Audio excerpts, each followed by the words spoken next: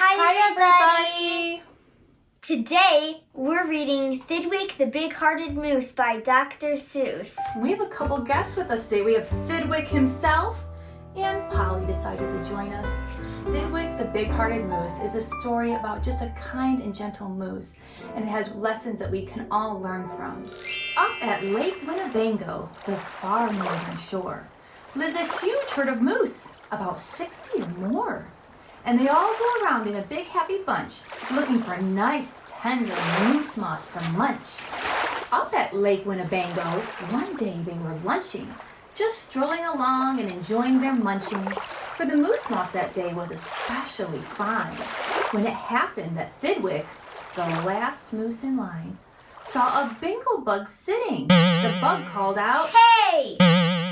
It's such a long road and it's such a hot day. Would you mind if I rode on your horns for a way?" "Well, of course not," smiled Thidwick, the big-hearted moose. "I'm happy my antlers could be of some use. There's room there to spare, and I'm happy to share. Be my guest, and I hope that you're comfortable there." So the bingle bug picked out a nice, easy seat, and the moose went on looking for moose moss to eat.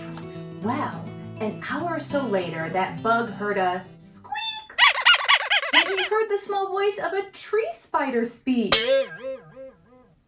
"I say," said the spider, "you've got a fine place. That moose seems quite friendly. Has such a nice face. If I got on too, do you think he would mind?" "Hop aboard," laughed the bug, "and I think that you'll find that the moose won't object. He's the big-hearted kind." "I accept," said the spider with joy and delight, and he started a web on the horn to the right. Now there's two little critters up in those antlers. While the spider was spinning, he heard a gay song, and a fresh little zinazoo bird came along. He stopped, and he stared, and he chirped. "Well, well, well! What a smart place to build! What a great place to dwell! I've been living on trees since I was born, but there's something new. Why not live on a horn? There's room for two, and there's room for three. There's plenty of room," laughed the bug, "and it's free." Thidwick stopped walking. What was all that talking? These guests had caught Thidwick the moose unawares. "Hey," he called out, "what goes on upstairs?" "Just building a nest, sir," the zinzoo bird said, and began yanking hairs out of poor Thidwick's head. Aww. And he plucked out exactly 204. "Don't worry," he laughed, "you can always grow more."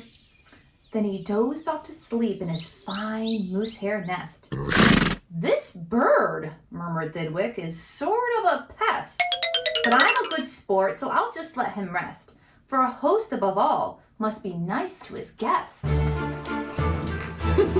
Oh my, that's quite a nest that bird built, isn't it? Oh, wow. Besides now, it's getting quite late in the day, and surely tomorrow they'll all go away. But alas, the next morning, the sun's early light brought to Thidwick's sad eyes a most unwelcome sight. "Meet my wife," said the bird. "I was married last night. And perhaps, by the way, I should mention to you that her uncle is coming to live with us too. You are a very fine host, so I knew you'd be willing." Uh-oh. A good lesson to always ask, right? Then the uncle, a woodpecker, started in drilling. All Thidwick's friends shouted, "Get rid of those pests!" "I would, but I can't," sobbed poor Thidwick. "They're guests." "Guests indeed," his friends answered, and all of them frowned. "If those are your guests, we don't want you around. You can't stay with us, 'cause you're just not our sort." And they all turned their backs and walked off with a snort. Poor Thidwick. Here he's being so nice. Now, The big friendless moose walked alone and forlorn, with 4 great big woodpecker holes in his horn. What holes? Whispered Herman, a squirrel who spied him. What holes to hide nuts in? Mind if I tied them? They're yours, called the woodpecker. Get right inside them. This big-hearted moose runs a public hotel. Bring your nuts, bring your wife, bring your children as well. So the whole squirrel family all jumped on, pell-mell. And the very next thing the poor animal knew, a bobcat and turtle were living there too. Now what was the big-hearted moose going to do? Well, what would you do if it happened to you? I would break my antlers off. Would you break your... It'd be hard because you wouldn't want to be rude, right? Maybe you just have to say, everyone please, I need some space, I need some quiet time, you'll have to find a new spot. Well, you couldn't say scat, because that wouldn't be right. You couldn't shout scram, because that isn't polite. A host has to put up with all kinds of tests, for a host above all must be nice to his guests. So you'd try hard to smile, and you'd try to look sweet, and you'd go right on looking for moose moss to eat. But one thing it's important to do is to learn how to be honest and be respectful and kind at the same time. So Thidwick needs to learn that, doesn't he? But now it was winter, and that wasn't easy. For moose moss gets scarce when the weather gets freezy. The food was soon gone on the cold northern shore of Lake Winnebago. There just was no more. And all of Thidwick's friends swam away in a bunch to the south of the lake where there's moose moss to munch. He watched the herd leaving, and then Thidwick knew he'd starve if he stayed here. He'd have to go too. He stepped on the water, then oh, what a fuss! Stop! Screamed his guest. You can't do this to us. These horns are our home, and you've no right to take our home to the far distant side of the lake. Be fair! Thidwick begged, with a lump in his throat. We are fair, said the bug. We'll decide by this vote, and all those in favor are going to say aye, and all of those in favor are going to say nay. Aye, shouted Thidwick, but he was done. Nay! They all yelled. He'd lost 11-1. We win, screamed the guest, by a very large score. And poor starving Thidwick climbed back on the shore. Then, do you know what those pests did? They asked in some more. They were being quite ungrateful, and at this point now, or even before, they've been taking advantage, hadn't they? And at that point, I definitely would break off my antlers. They asked in a fox who jumped in from the trees. They asked in some mice, and they asked in some fleas. They asked a big bear in, and then, if you please, came a swarm of 362 bees. Poor Thidwick sank down with a groan to his knees. And then came something that made his heart freeze. Uh-oh. Bullets came zinging right past Thidwick's face. Guns were bang-banging all over the place. Get that moose! Get that moose! Thidwick heard a voice call. Fire again and shoot straight, one and all. We must get his head for the Harvard Club wall. Thidwick took to his heels with that load on his head. With 500 pounds on his horns, the moose fled. He could have run faster without all those pests, but a host above all must be nice to his guests. Up canyon, off cliff, over wild rocky trail, with bullets bouncing around him like hail. Up gully, through gulch, and down slippery sluice, with his hard-hearted guests raced the soft-hearted moose. They finally had him! Because of those pests, he had run out of luck. Because of those guests on his horns, he was stuck. He gasped, he felt faint, and the whole world grew fuzzy. Thidwick was finished. Completely. Or was he?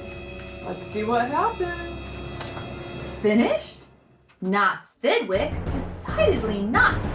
It's true, he was in a most terrible spot. But now he remembered a thing he'd forgot. A wonderful something that happens each year to the horns of all moose and the horns of all deer. Ooh, you're smart, Alexis. Today was the day Thidwick happened to know. I think Alexis might be right. That old horns come off and the new ones can grow. And he called to the pests on his horns as he threw them. You wanted my horns? Now you're quite welcome to them. Keep them, they're yours. As for me, I shall take myself to the far distant side of the lake.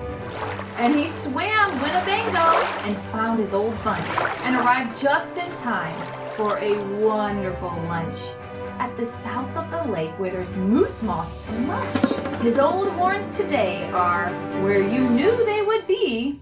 His guests are all still on them, all stuffed as they should be. The end. Well, we hope you enjoyed reading Thidwick the Big-Hearted Moose with us.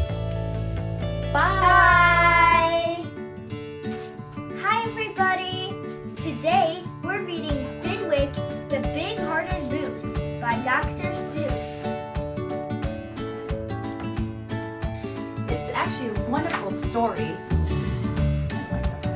I'll try it. Something that we can learn. You got research words. So the whole squirrel family. What do you think? His antlers are gonna fall off. You think his antlers will fall off? You think he'll shed his antlers? Isn't that a cute story? I've got a question. What does it mean by stuffed? Well, that stuffed means, like Daddy's deer on the wall, head on the wall, that's stuffed. So when a hunters hunt an animal and they want to keep and preserve them, then that's, they call it stuffed. It's taxidermy is what it is. I feel bad for them though. Yeah, I mean, it's not the nicest thing to do. Like if you're actually eating the meat from the animal, that's kind of how we get our meat, right? It's from animals. But yeah, just to kill them, to stuff them is not that. That's not okay, is it? No.